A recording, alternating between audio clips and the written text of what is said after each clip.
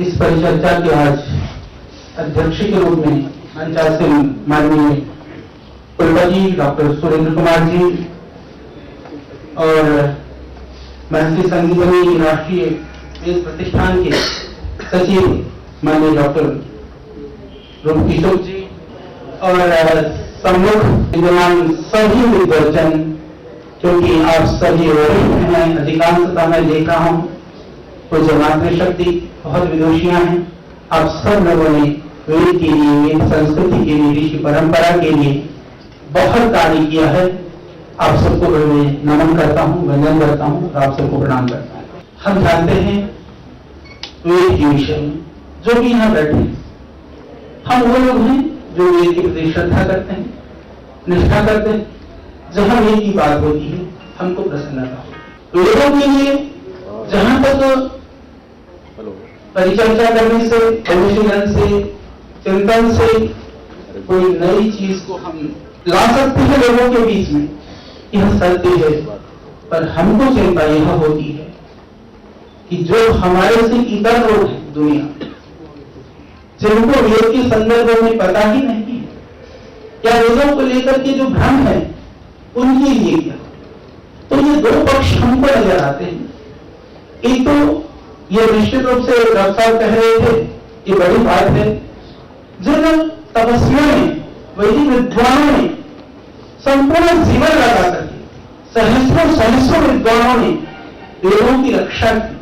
आज वेद का जो स्वरूप है, क्योंकि हमको लगता था, हम गुरुकुल में पढ़ते थे तो बहुत सारे विद्वान इस बात को कहते थे, लिखित में मैंने नहीं कहीं पढ़ा, पर बोलने में मैंने बहुत बार सुना कि ऋषिदानंद मूल वेदों को जर्मन से ऋषिदानंद ढूंढ करके लेकर के आए थे।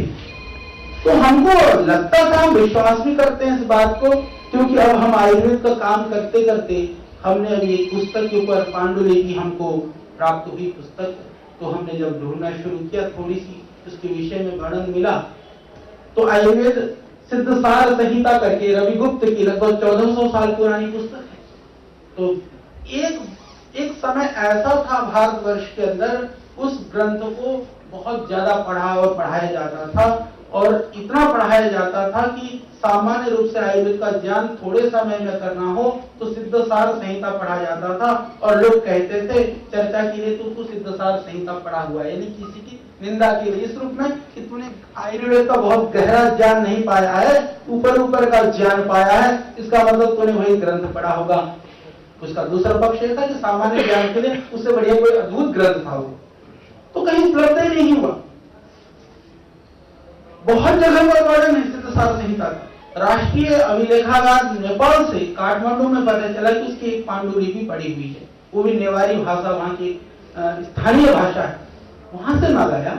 उस समय पर हमको पता चला, क्योंकि डॉक्टर विजय प्रचेता जी अपने यहाँ पांडुलिपि के कार्य में मेरा पूरा सहयोग करते हैं, वो अग्रणी रूप से कार्य करते हैं, कि जर्मन का एक विद्वान जो उस लेखागार से ले जाकर के उसने उसको संस्कृत को रोमन के अंदर उसको पांडुलिपि को तैयार करके वहां जर्मन में सुरक्षित रखा हुआ है।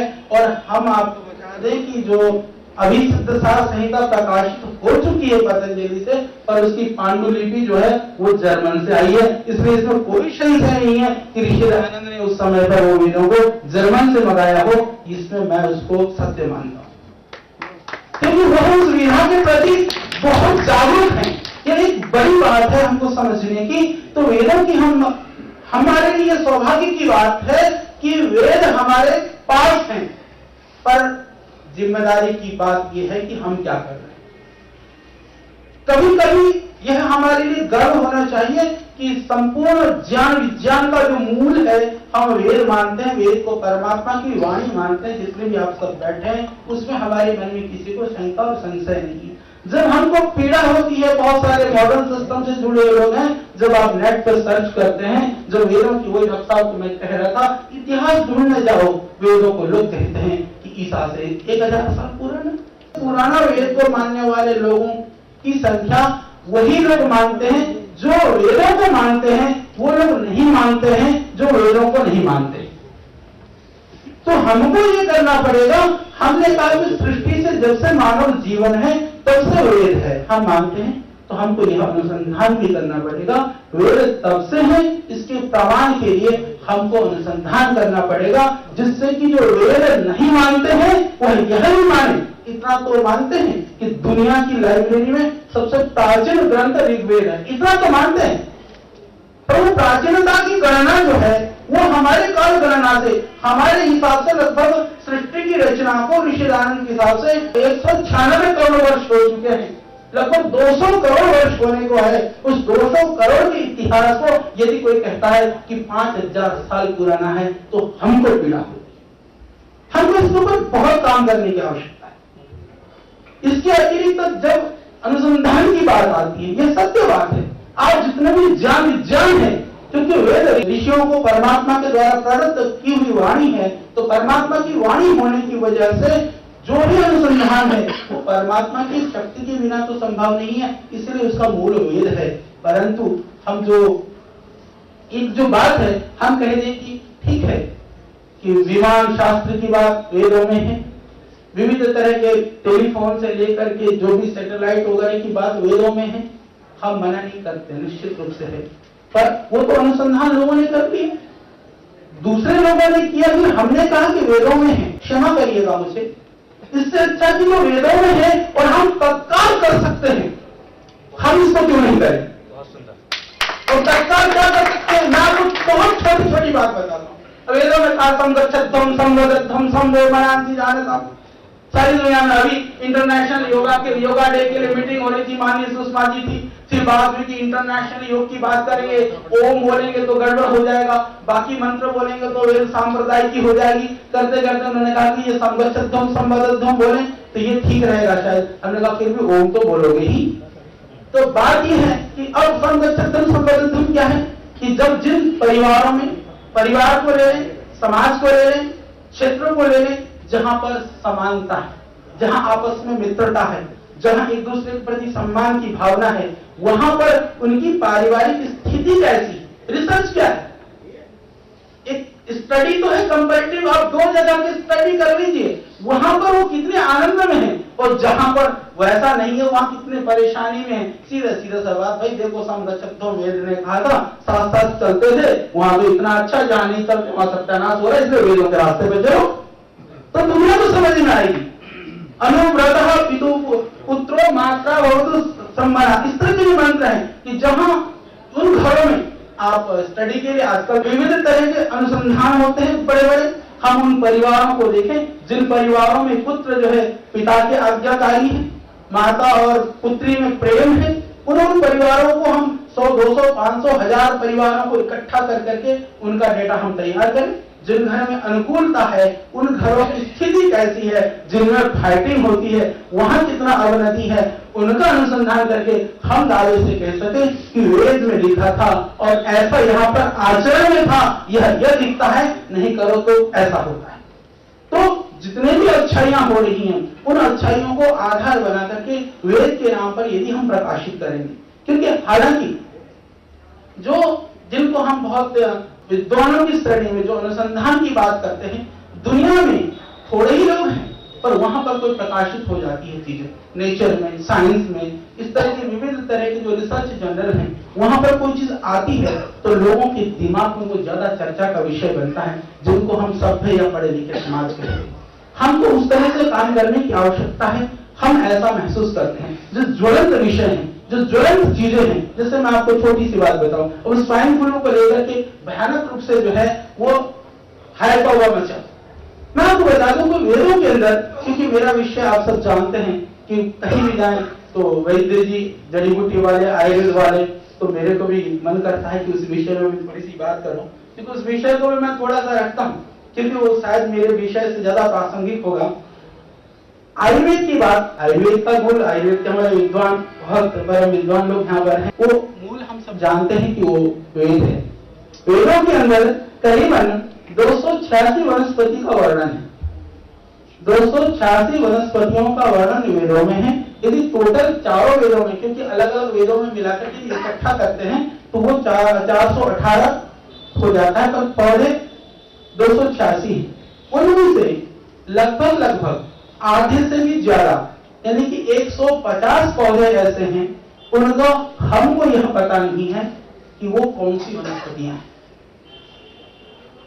ये अब छोटी सी बात मैं आपको बताता हूं, जैसे गिलोय है, गिलोय तो अमृता कहा। अब एक मॉडर्न एक नया सिस्टम है जिसके अंदर वह जितने भी जो द्रव्य हैं, कंपाउंड हैं, उनके अंदर यह देखा जाता है कि वो कितने किसी डिजीज के ऊपर इफेक्टिव हैं। उसको डॉकिंग सिस्टम कहा जाता है। डॉकिंग सिस्टम ये होता है, हालांकि वो कंप्यूटर के अंदर ही सिस्टम होता है। जितने भी तरह के, जैसे कि स्वाइन फ्लू का जीवाणु विषाणु है, उसके अंदर एक प्रोटीन कोड होता है कि किस प्रोटीन से वो बना है, उसका एक कोड होता है साइंटिफिक। फिर जो जड़ी बूटियां होती है, जैसे गिलोय है, गिलोय का एक टिनोस्पोरा जो कार्डिफोलिया है, उसका एक कंपाउंड होता है जो उसके अंदर काम करता है। उस तत्व को ले लिया हमने, उसको डाला, जीवाणु विषाणु जो बीमारी है उसके प्रोटीन कोड को डाला। डालने के बाद उसको डॉक करी जाती है, यानी कि वो इसको ये देखा जाता है कि इसकी जो बाइंडिंग कैपेसिटी, यानी इस प्रोटीन को फैलने से, शरीर में फैलने से वो कितना रोक सकता है, यह जो है वह उस सिस्टम से पता चल जाता। तो हमने देखा कि जो गिलोय है, गुरु जी का जो संबंध है, क्योंकि वेदों में भी है, तो वो इतना ज्यादा, इसलिए उसको अमृता भी कहा जाता है। जितने भी तरह के बैक्टीरियल और वायरल इन्फेक्शन है, जितने भी तरह के जो सिंड्रोम है, उसको रोकने के लिए दुनिया की एक अद्भुत औषधि है कि कोई भी बीमारी है दुनिया में आपको पता ही नहीं है और कुछ नहीं, आप गिलोय खाइए। अब हम कह सकते हैं कि वेदों में लिखा हुआ है, तो वेदों में लिखा है, उसको करो तो प्रयोग कर करके देखिए। तो विद्या सब कुछ वेदों के अंदर है। हमको कभी कभी मैं देखता हूं, बाकी लोग क्रिश्चियंस हैं, मुस्लिम धर्म में, ठीक है, वो अपनी तरह से अपनी बातें करते हैं, कुछ भी विषय नहीं होता है, वो इस तरह से प्रेजेंट करते हैं, उसकी प्रस्तुतिकरण ऐसी होती है कि लोगों को लगता है कि इसमें तो पता नहीं क्या है, तो लोग आकर्षित होते जाते हैं। हमारे पास सब कुछ है, उसके बाद में भी हम लोगों को आकर्षित नहीं कर पा रहे हैं। क्षमा करिए, दूसरे तो नहीं आकर्षित हो रहे, अपने वाले भी नहीं आ रहे, तो हम ऐसा क्यों नहीं कर सकते हैं कि वो लोग आए। तो इसके लिए जरूरी है कि जैसे कि एक शब्द को ले लीजिए, एक मंत्र को ले लीजिए, जैसे दास कृष्ण जी कह रहे थे, एक मंत्र के ऊपर आप लोग ऐसे विद्वान लोग हैं कि आप एक दिन तक बोल सकते हैं, एक दिन की चर्चा कर सकते हैं, हम उसी शैली में उसको कि लोगों को समझ में आ जाए। क्योंकि जो रिसर्च का और व्यवहार का जो संबंध जो है, उसको हमको स्थापित भी करना होगा। कभी कभी क्या होता है कि अनुसंधान के नाम पर जो लोगों के व्यवहार से संबंध में, जैसे आज समाज के अंदर जितनी विकृतियां हैं, समाज के अंदर जितनी समस्याएं हैं, व्यक्ति के जीवन के अंदर जितनी विषमताएं हैं, उन सबका समाधान वेदों के अंदर है, ये हम सब जानते हैं। और एक एक व्यक्ति, एक एक समस्या, एक एक बीमारी, एक एक विकृति, उसको लेकर के वेद के आधार पर हम काम कर करके एक मॉडल बना करके, प्रैक्टिकल मॉडल बना करके ट्रायल करें। तो इस तरह से करें तो हम ऐसा महसूस करते हैं कि वेद की जो स्थापना है दुनिया के अंदर, क्योंकि देखिए विज्ञान तो प्राचीन काल में भी होता था, हम इसलिए कहते हैं कि सारे विज्ञान का मूल वेद है। पर एक बात समझिए कि दुनिया को, उस विज्ञान को समझाने के लिए भी दुनिया को दुनिया की भाषा में समझाने के लिए दुनिया के ढर्रे पर ही काम करने की आवश्यकता है।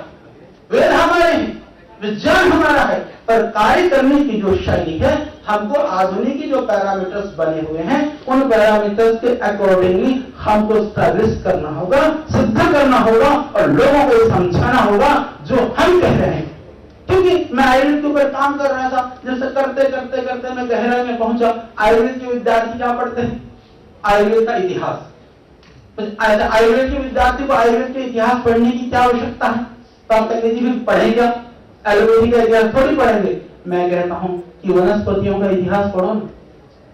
पूरी दुनिया के अंदर आज 65 तरह की चिकित्सा पद्धतियां हैं। हम आयुर्वेद, तो आप जब 65 तरह की पद्धतियों में जाएंगे, जब हमको दिखेगा कि उनमें हम सर्वश्रेष्ठ हैं, तब हमको लगेगा कि आयुर्वेद मतलब हम दुनिया के जड़ी बूटी सिस्टम के अंदर सबसे अग्रणी हैं। जब तक दूसरी पद्धतियों को हम पढ़ेंगे नहीं, हमको पता नहीं चल पाएगा।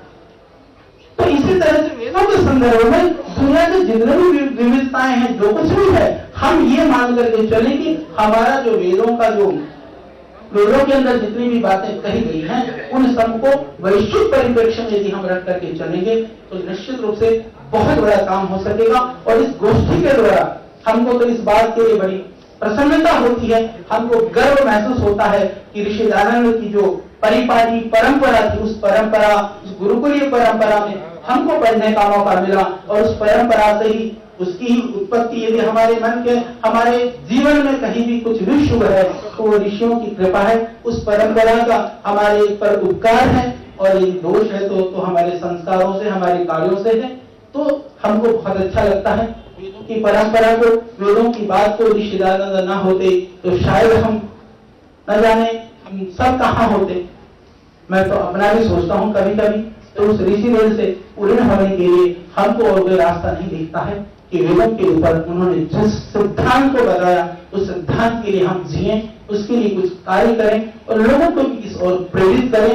और जो भी इस तरह के कार्य होंगे, जहां भी आपको लगता है कि पतंजलि योगपीठ किसी तरह से हम सहयोगी हो सकते हैं तो हम तैयार हैं, क्योंकि श्रद्धेय स्वामी जी ने कि बोला गुरुकुल का पढ़ा हुआ क्या कर सकता है, तो श्रद्धेय स्वामी रामदेव जी को देख लो, जो स्वामी जी ने किया वो कर सकता है। तो एक उदाहरण है, हमको ये कहने की जरूरत नहीं कि गुरुकुल का क्या कर सकता है। हमको इस बात के लिए देखिए, हमको काम करने की आवश्यकता है और काम नहीं हुआ है इसको लेकर के हमको हताश और निराश होने की जरूरत नहीं। यदि हमने अपनी शक्ति को लगाने में कहीं हमने न्यूनता बरती है तो हम संपूर्ण ऊर्जा के साथ में जुटे, बस इतनी ही आवश्यकता है। हमारा प्रयास यही हो कि हम सब वेदों के मार्ग पर चलें, वेदों के लिए काम करें, पर जो वेदों से अनभिज्ञ हैं, वेदों से दूर हैं, जो वेदों को नहीं जानते हैं, वेदों को नहीं समझते हैं, उन लोगों को कैसे हम वेद की ओर आकृष्ट उनको कर सकें। और इसके लिए बहुत जरूरी है कि जितने भी लोग हैं, क्योंकि टोटल भारतवर्ष के अंदर संस्कृत से जुड़े हुए लोगों की संख्या शायद 2% भी नहीं है। उस 2% लोगों में वेदों से जुड़े हुए लोगों की संख्या यदि आप गिने तो जितने बैठे हो 50% तो भारतवर्ष के आगे होंगे, हम आगे होंगे। तो इतने ही है, इतनी छोटी सी जनसंख्या है हमारी जो वेदों के प्रति भावना रखने वाले और काम करने वाले लोग हैं। तो आप चेतन हो जाएं, एक एक आदमी, एक एक हजार व्यक्ति के जितना काम करें तो हमारी संख्या 1000 गुना बढ़ेगी। और नहीं तो फिर मिटाने के लिए तो बहुत लोग लगे हुए हैं। तो सुख से, दुख से, अनुकूलता से, प्रतिकूलता से, जैसा भी हो पाए हमको वेदों के लिए काम करने की आवश्यकता है। और वेदों की प्रासंगिकता की यदि हम बात करें तो जितनी विकृतियां समाज में बढ़ती जाएंगी, जितनी बुराइयां समाज में बढ़ेंगी, जितनी समाज के अंदर विषमताएं होंगी, तो समझिए कि प्रासंगिकता उतनी ही बढ़ती जाएगी, वेदों की आवश्यकता उतनी ही होती जाएगी। इसलिए हमको वेद से विमुक्त कभी नहीं हो सकते हैं। जीवन में जो आनंद है वो वेद है, जीवन में जो दुख है वो वेद की विमुक्तता है। इसीलिए सब कुछ उसके अंदर है। हमको यह देखना है कि किस किस क्षेत्र में हम क्या क्या कर सकते हैं। तो पुनः मैं आप सबका प्रणाम करता हूँ और आपसे बहुत